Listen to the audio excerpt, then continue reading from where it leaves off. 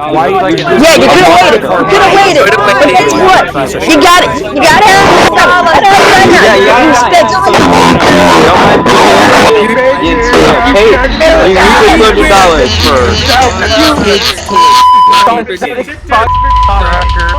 ShinRobjira. I'm okay.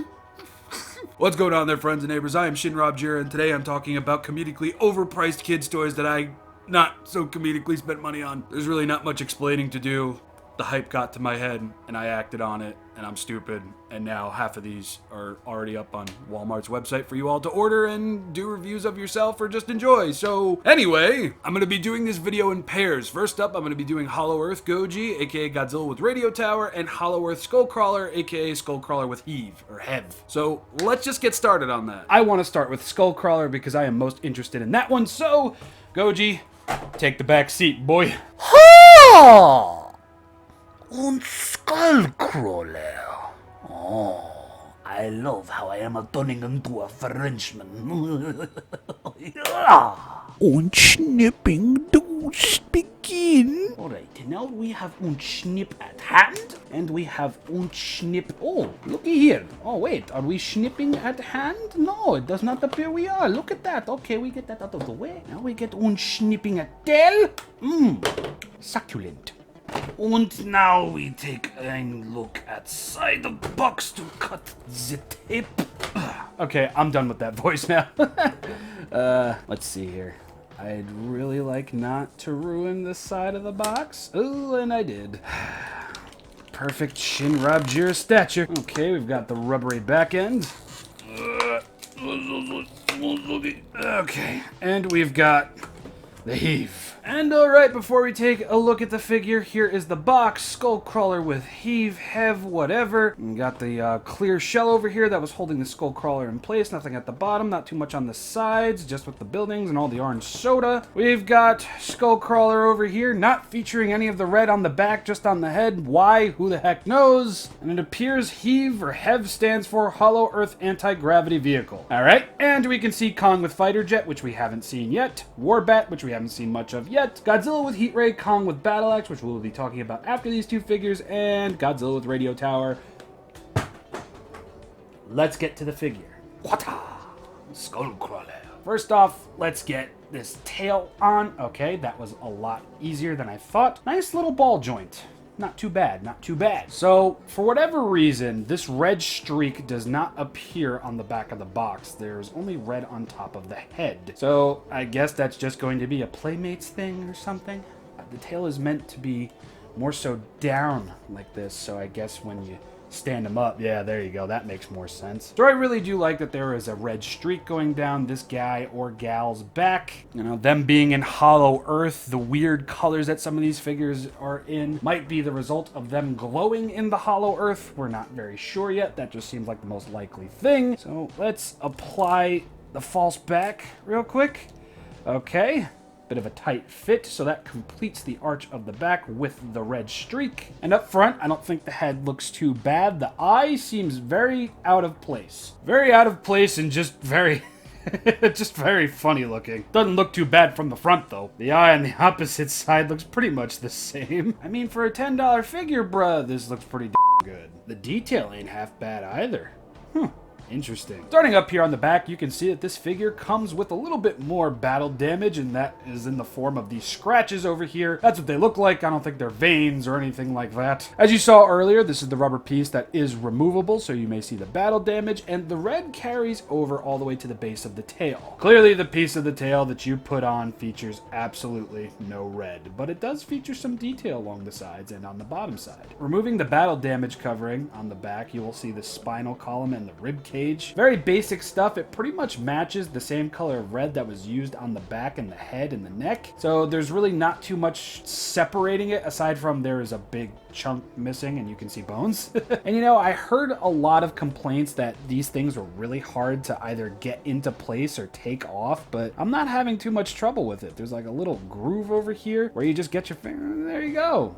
So I don't know, maybe the earlier copies featured more problems than mine did, but I'm doing okay with that. And before we get into articulation, we're just going to look at the underside of this figure. The underside looks very, very nice. Though with this type of plastic, a lot of the details are muted, but not severely muted. You can still see the rib cage, the musculatures and everything.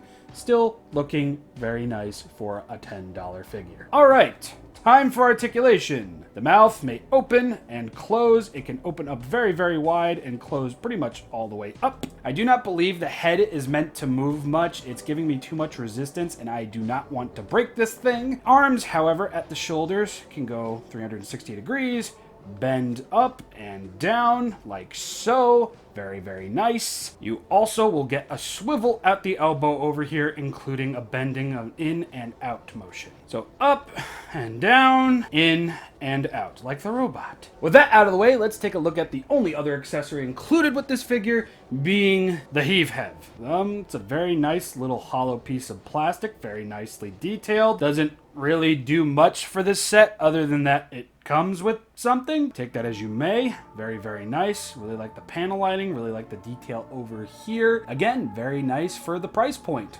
and for its age demographic as well. Little bit of sloppiness on the back and along the sides over here. Nothing too crazy.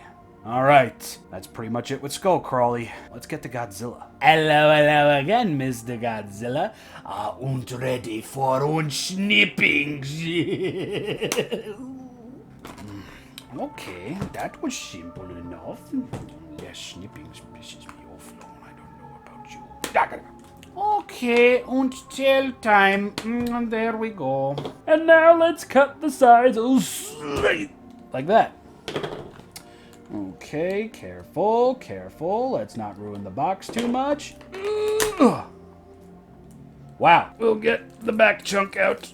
Okay. Let's just get to looking at the figure, shall we? Okay. Ball joint at the tail. And just... Oh. Uh-oh. I'm getting NECA flashbacks. Are we going to need a hairdryer for this? Let's find out. Nope. They actually went in together rather nicely. And up front, I really do like that the tail curves like that. Just like the big one. Makes sense to me. Seems the legs are exactly the same as the normal 6-inch Godzilla figures. They can only go so far and so far back. Nothing crazy. I mean, just looking at this over here is going to tell you the trajectory of how far back and how far forward these legs are going to be able to go. Nothing crazy, but again, kid's toy. Yeah. The arms, pretty basic stuff, me hearties. Pretty basic. And the tail is going to be able to go all the way around and can do some minimal up and down and side-to-side motions with it. Up and down, side to side. Not bad. It's a ball joint. Willis O'Brien? Okay, it seems there's minimal movement here. These might not be able to fully move all the way. And let's try the head. Oh, I don't like the way that sounds. Okay, so minimal left and right motions. And thankfully, opening and closing of the mouth. So far, I definitely think Godzilla has the best looking battle damage detail. I mean, I love that you could see a part of his collar-ish bone over here. I mean, his collarbone is probably a little bit more so over here. And you can see a bit of his rib cage over here. That looks really nice. This front-on shot, though. Good from one side, good from the other. Head-on, not so much. All right, let's see if this battle damage is a little bit harder to get on. And it appears I have set this up correctly. Or, yeah, that's not so bad. It's not nearly as bad as people were saying it was. Okay, and then we see the little thingy here. Oh, wow, yeah, easy stuff. And this is coming from somebody that has no fingernails either. You know, this figure looks really good. I think detail and color-wise, this looks better than the 11-inch figure does. The teeth, not so much. Yeah, not this figure's strong suit in the slightest. What is it with the Playmates line in this Godzilla design not having an upper row of teeth too visible? What's going on there? At least they have a nice little painted, like, tongue and stuff. There appears to be a hole in the top of this Godzilla figure's mouth to accommodate that of the atomic blast from the heat ray version of this figure. We will check that out a little bit later. I really dig the blue dorsal fins. I really do. I think they look just as good as they did on the 11-inch figure, though some were missed. Playmates out here doing a Bandai because the fins are not painted all the way to the tip of the tail. But then again, at the 11-inch figure, the paint kind of stopped right there. Anyway, Godzilla came with an accessory. Let's take a look at it. Here it is, the radio tower, to which we really don't know what its initial use will be for. Could be Godzilla using a weapon, could be a plot-heavy thing having to do with an orca, or it's just a figure accessory. Who knows? But as present on the back of the box, it appears this figure will be able to hold said radio tower. Not too well, unless I just have it on in the wrong place. There's a big possibility for that. Yeah, that seems pretty good. Sits in his hand pretty decently, but it will fall out pretty easily as well. I don't think the other hand over here is more so or less equipped to hold this. I feel like the cut in the other hand is a bit deeper, but no, okay, yeah, well, whatever. This is a very light rubber, so I would suggest not to bend this because I feel like this would just bend and break right in half. Speaking of bendable, the dorsal fins yet again are a nice rubbery bendable material so that they don't chip or break or take an eye out. Once you get towards the bottom of the tail, they start being a little less rubbery. These two ones over here are, but everything else, yeah, a little harder to the touch. So based on what I've seen, what I've shown, and what I've been able to do with these figures, I think they're pretty dang cool. For $10 figures, they have some pretty decent details, some pretty decent paint, and some articulation here and there. I really wasn't expecting too much. I love that they both come with their own respective accessories, and getting a radio tower for Godzilla to hold is different. Normally it would just be an atomic blast piece or something along that lines, but no, we're actually getting something different. And I like that you can hold it both upside down and right side up. So these two Hollow Earth figures definitely get a pass from me. You know, that Skullcrawler figure really did surprise me. The Godzilla figure was pretty cool. Could have been a little bit better. But now, let's get to the main course. Let's get to Godzilla versus Kong. Godzilla with Heat Ray, Kong with Battle Axe. The titular monsters meeting yet again in cinemas, May 21st, 2021. Personally, I feel we should start with the winner. The one that is going to claim it all. We're starting with Kong first. Now don't get your skivvies in a tussle over that comment because that's what is called a joke. Anyway, I'm gonna hand it off to Dr. Schnips. Ah, yes, Kong, are you ready for snip? Again, I don't want to damage figure, so I snip that and snip like this. You know, I feel if I move arm up like that, there we go, the weak spot is found. Alright, let us take Kong out of box. Don't he fell over. Alrighty. Yeah. I can defeat plastic. Everything is awesome. And now we have Little Chunk. Alright, so here's the box without all the stuff in it. Really nothing too crazy to report on, not even on the back. You got a read up, you got Kong with his X, battle damage reveal, and you can see all the other figures in this line, including Warbat with Osprey. So anyway, let's take a look at the figure.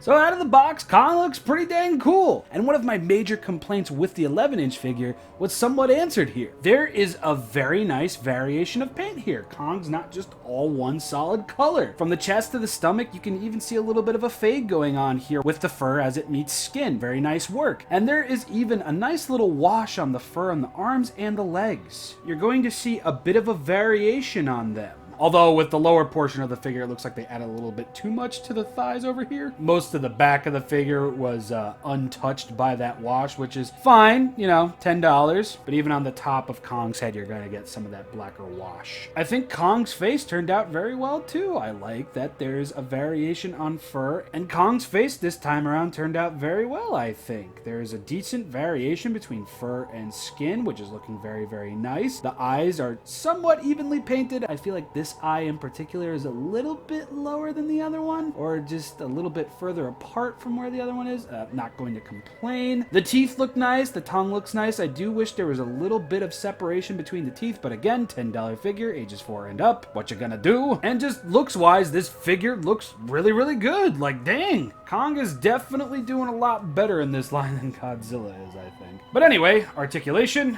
Up and down at the shoulder, full 360 at the shoulder, up and down at the elbow. The bend at the elbow can actually go really far down. That looks painful. And it can go pretty far up. It's ironically can go further down than it can up. You are going to get a swivel at the wrist. You're going to get a swivel at the head. Second verse, same as the first with the other arm. Very, very nice. The legs can go all the way around as well. Kong can kick forward pretty decently, but much like the arms, it seems to bend more in the way that looks really painful. Kong's luscious big monkey cheeks are going to stop the leg from bending backwards, but I don't think that is really going to hinder the figure whatsoever. So Kong is stacked on some very nice paint, some very nice detail, and some really, really good articulation. Who'd have thought? Now let's get into the accessories. Here we have the chunk of flesh / fur that is going to come off of Kong's shoulder blade, and much like the rest of the fur on the figure, you can see it's got that black wash on the fur to kind of pop whatever detail is on this thing.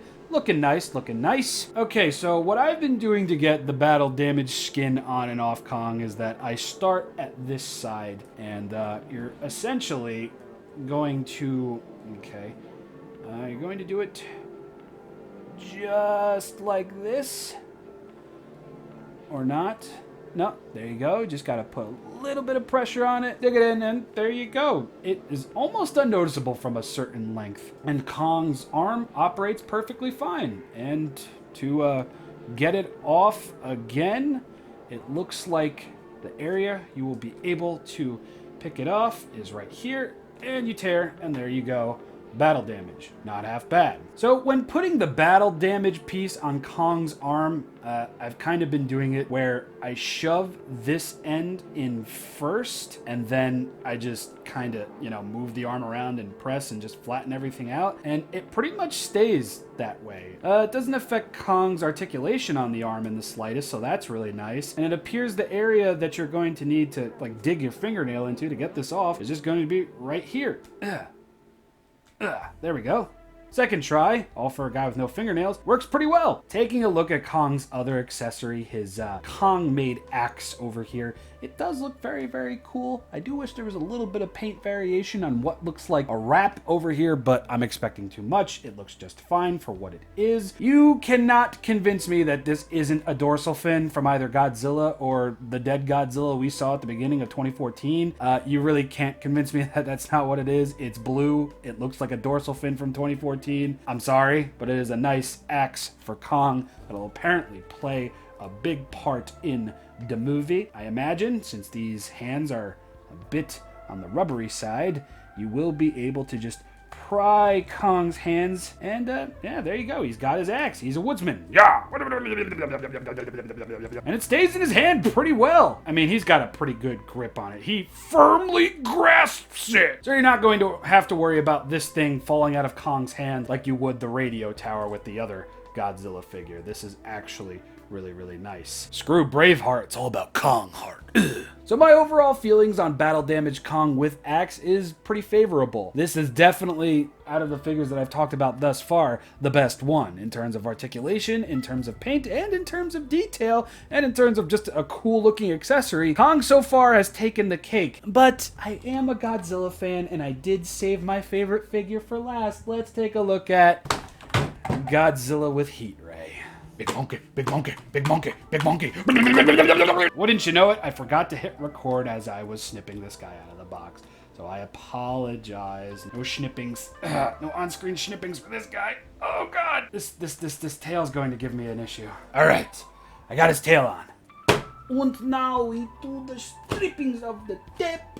And you know what, I got this. There you go. There's on-screen schnippings. We want to keep books intact as much as possible.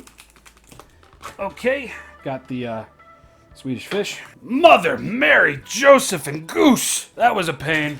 Alright, I got the I got the heat ray out of the box without muffing the box up too much. Okay, when looking at the atomic blast over here, it is rubbery. You can bend it. It is nothing like the SHMA and or NECA atomic blast accessories. It is kind of hollow over here, and then yet again, rather rubbery, bendy. Nobody's getting hurt.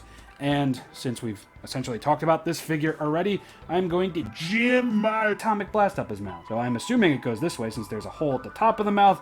And okay, I think that's it. There you go. Okay, so it doesn't stay in the greatest. But as you saw, it's going to take a lot to really knock this out of the mouth. It does look nice, though. It does look nice.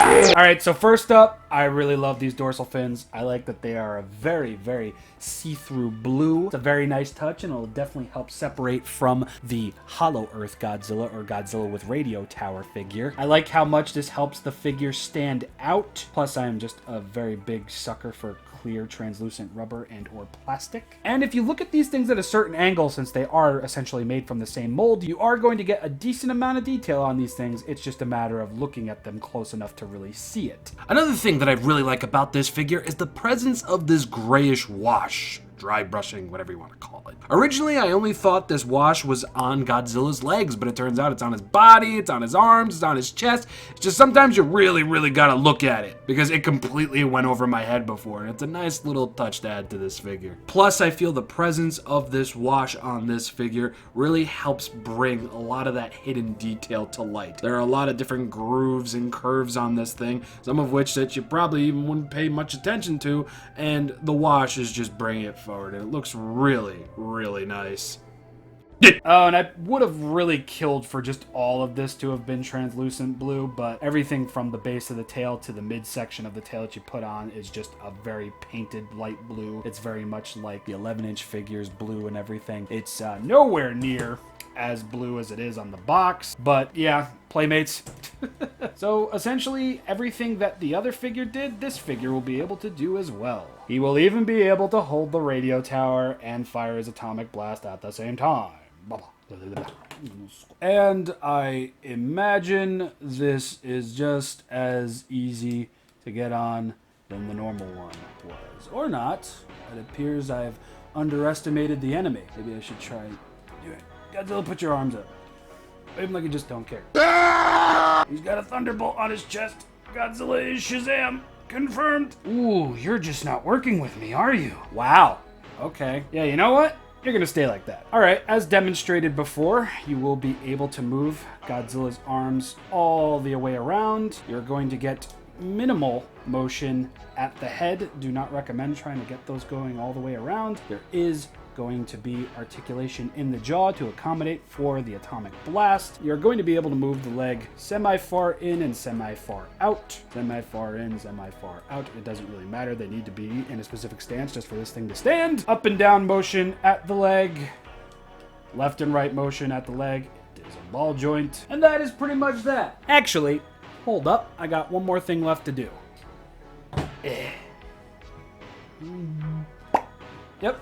There we go, just as I thought.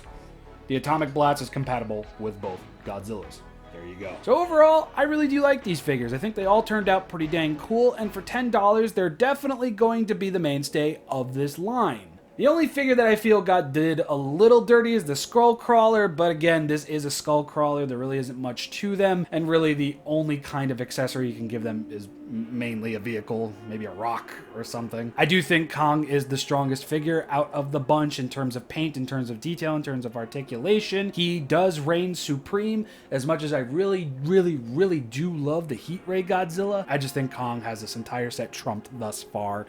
We still need Kong with a fighter jet, and we still need the War Bat, so we will see where things go from here, not to mention the release of a Hollow Earth mech. I do wish there was a little bit more time spent on them, but at the end of the day, it is what it is. They are just figures made for ages 4 and up. Anyway, let's get into a size comparison. 6-inch boys next to the 11-inch boys. Here we have Hollow Earth and Heat Ray Godzilla next to the NECA Godzilla 2019 V2 figure. Here they are with the other 6-inch Playmates Kong. Here are the two Kongs together. Ironically, the younger Kong is taller than the older Kong, whatever have you. Here are all the Playmates Kongs together, and here are all the Playmates Godzillas together. I really don't think Playmates are that far off from making some really cool Godzilla figures. Clearly this line is more so meant for a younger age demographic, but I do feel in time this line could be really great. But only time will tell that tale. Let's cut back to my face and finish this video off. And that's it. For 6-inch figures that are going for $10 each, these really ain't that bad. These things are officially now under the price tag of normal Bandai Movie Monster series figures. So I guess the fact that they look as good as they do is a bit of a blessing. Yes, I know these things look terrible as compared to what Trendmasters was doing back in the day, but times have unfortunately changed. For what we are getting right now, I do not believe that they are the worst things to come off of the market, and I really do feel fans are a little bit too hard on these things because they are not meant to replace NECA, they are not meant to replace SHMA or even Bandai. They are literally just being made because they're quick to make, easy to make, cheap to make, and they're going to make money whether you think they will or not. All I'm trying to say here is that these figures aren't meant for collectors. They're meant for kids that are gonna toss them at the wall. Does it really matter? No. Do children deserve better? Yeah. But again, I feel the fan base is just being a little bit too hard on these things. I'm not really defending the cut corners on these things, but I'm also not defending the fact that people are just being belligerently over the top. But anyway, I have been ShinRobjira. There are links in the description below. There you will find a link to my Discord, my Patreon, and a whole bunch of social media. By all means, check all those out. Patrons get access to exclusive bonus content, behind the scenes photos, and a bunch of other stuff that I'm currently working on. And if you're on the Discord, you can make new friends and talk about whatever you want to talk about there. But anyway, I will see you all next week as I start my little marathon of me talking about the Playmates Godzilla Classics line. And all of the, as of now, released figures, including the 2 Kong figures. I'm sure once the Final Wars 6-inch figure gets put up online, I'll probably get that too. Not for those prices, though. Yeah. Bye, everybody. Hope you enjoyed. You're a idiot. You dumb cretin. You fool. Absolute buffoon. You bumbling idiot. You.